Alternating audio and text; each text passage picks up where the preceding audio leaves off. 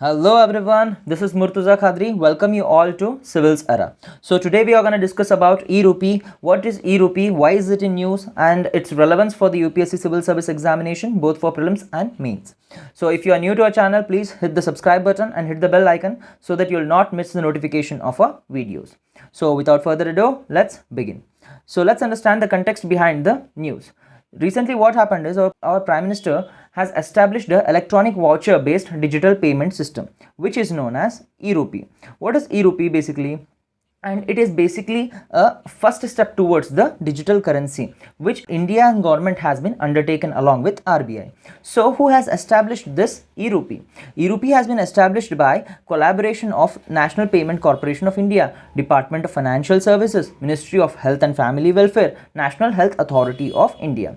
So all this organization have collaborated to establish a platform which is known as eRupi.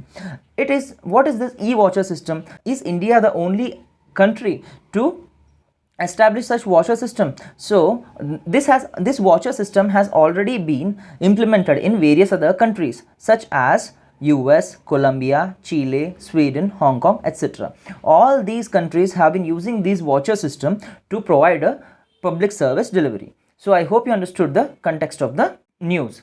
So let's understand what is eRupi. What is this basically? What is this electronic voucher system eRupi?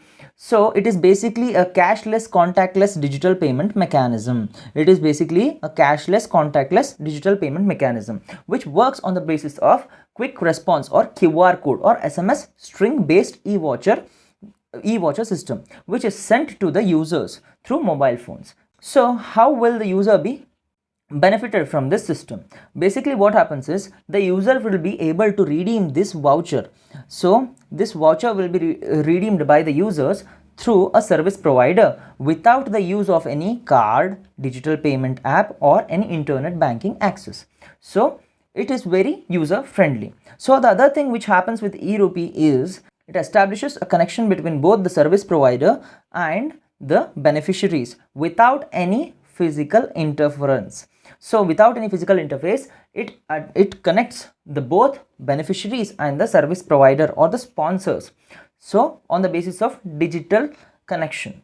So the other thing which helps with eRupi is it ensures that the service provider is only paid after the transaction is been completed. So that the service provider is paid after the transaction is been completed. So that it authorizes more authority or accountability onto the service providers. The other thing is as the eRupi system is basically prepaid, it is a voucher system, so it ensures the prompt payment to the service provider without the need of any intermediary, without any middleman or intermediary. The whole system of eRupi or the cash voucher system has been undertaken. So it provides more accountability and transparency into the system in public service delivery. So let's move forward and understand how will these vouchers be distributed or issued to the people. Basically the system has been developed by NPCI on its UPI platform, and all the banks which have been onboarded with this scheme or the system will be issuing those vouchers to the service providers or the beneficiaries. And along with that, most of any corporate entity or the company, government agency will contact one of these partner banks. What they do is they contact these partner banks. Both private and public sector lenders will be provided these vouchers directly onto the names of the specific individuals, so that only these individuals will be guaranteed these vouchers or the payments, so that the purpose of to whom the payment is required. So it's basically a step ahead for the direct benefit transfers. So it provides more efficient system and effective delivery of the services. So the other thing is the beneficiaries will be identified basically on the basis of mobile numbers, and the vouchers will be issued by the bank to a service provider in the name of certain individual only, and it will be sent to the individual on whom voucher has been provided. So this is the basic idea about to whom the voucher has been issued or distributed. So let's move forward and understand what are the uses of this eRupi. Basically, the eRupi uses are both in government sector as well as the private sector. In the government sector, it helps to ensure the leak-proof public delivery system for the welfare of services, so for all the welfare services, and it is also used for delivering the services under various other government schemes, which may be for providing drugs or nutritional support, both mother and child welfare, or even the diagnostics, etc.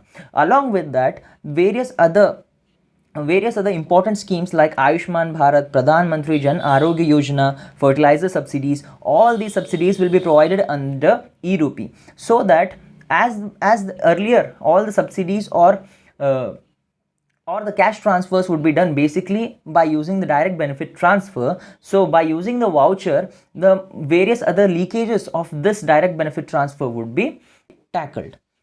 These are the basic uses of eRupi in the government sector. Along with the government sector, even the private sector can leverage these digital vouchers to their employee welfare. So all the other employee welfare programs like Provident Fund or others will also be entitled with this eRupi, and this eRupi is also used for the corporate social responsibility programs.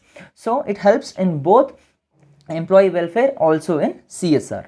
So these are the basic uses of eRupi. I hope you understood this. So let's move forward and understand the significance or importance of this eRupi. So the government has already working with the central bank. So as we all know that the government is working with the central bank to create its own digital currency. Hence eRupi could reveal the gaps in the digital payment interface or digital payment infrastructure or throughout the country, and it will help in taking the positive steps to overcome these gaps, to fill these gaps, and it will also help by requiring a digital currency viability, why there is a need of digital currency in the market. So the other thing is, along with this, the eRupi is still backed by the existing Indian rupees as the underlying asset. Hence it distinguishes it from the various other virtual currencies and bring it closer to the voucher based payment system. So as we have discussed earlier that there are various other voucher based payment system, hence eRupi, it provides more security and it competes less with the other digital currencies. So let's understand the other thing. Other significance is the future viability of the eRupi will be determined by the end use scenarios. So that what are the significance or the importance or the future of this eRupi would be determined by the end use scenarios, or as these vouchers as redeemed by the end users or the individuals on whom the eRupi has been entitled to.